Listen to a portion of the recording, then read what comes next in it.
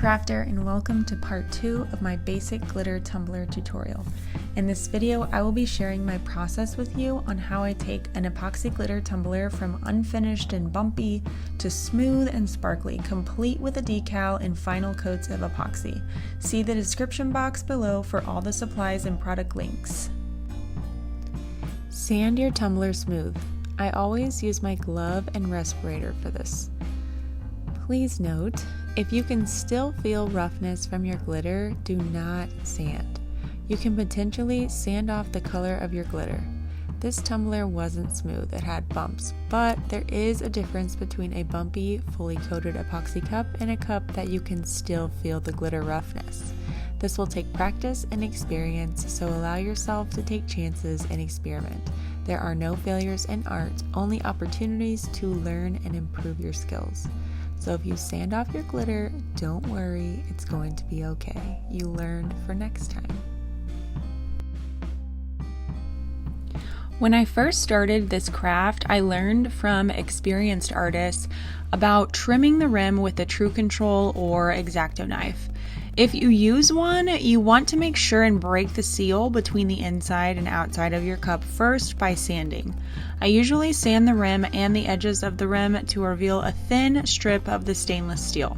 This will allow you to get epoxy up over the glitter and seal it into the cup. You can then remove any drips from inside of the cup with your True Control knife, and I will show you that here in step 5.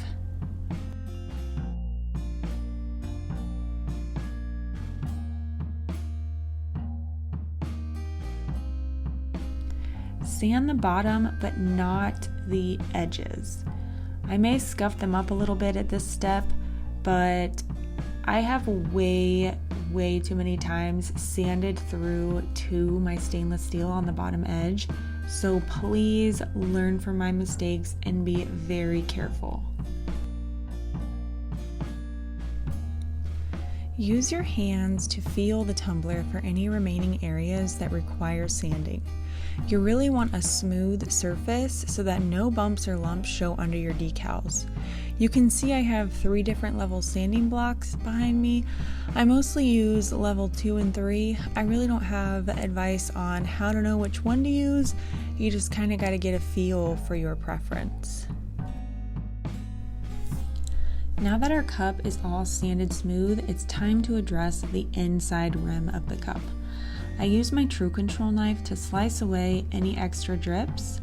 If you drag your knife along the top edge of the rim, it can take a chunk of your glitter off, and you definitely don't want that. So I only use my knife for the inside of the cup, and I stick to sanding for the top of and just outside of the rim. You really want to sand down any rough glitter at the rim, so make sure you do that first before picking up the True Control knife.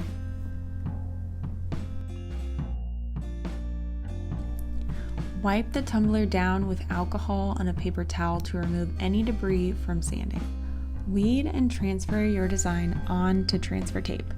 Burnish on both sides with the scraper tool and then turn it face down and roll the backing off slowly, using the weeding tool to keep the pieces from lifting off of the transfer tape. Apply the decal to the tumbler. This tumbler stand is totally optional, but I find it helpful for keeping the cup still and straight while I apply. Burnish the decal with the scraper tool, making sure to apply pressure to every bit of the decal. It is possible that the edges of your decal attempt to lift under epoxy, so I typically wait before applying epoxy to make sure the edges have stuck down well. You can also blast the decal with a heat gun for a few seconds to get that adhesive to bind to the surface of your tumbler. Once you're sure your decals are placed and stuck properly, you can mix and apply epoxy like normal. I prefer to use thinner coats even if it means adding more of them, because if you add a large volume of epoxy all at once, it can cause the epoxy to pool on either end of the cup, and this can cause a bulge if your cup isn't perfectly level. So I typically allow at least 12 hours before attempting to sand and add another layer then, or I sometimes come back a couple hours after the first layer and add another thin layer while it's still sticky.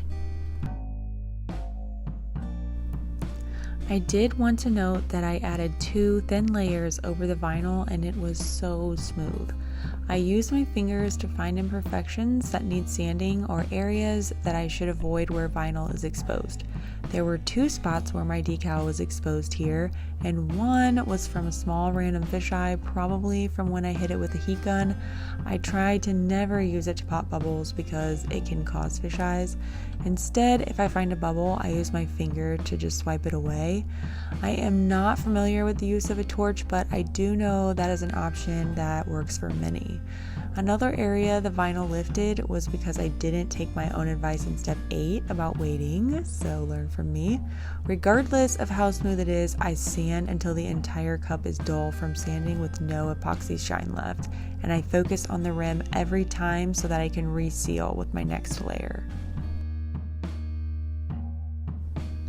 Add your cup to your handle and wipe it clean with alcohol on a paper towel. You can allow this to dry while you mix up your epoxy.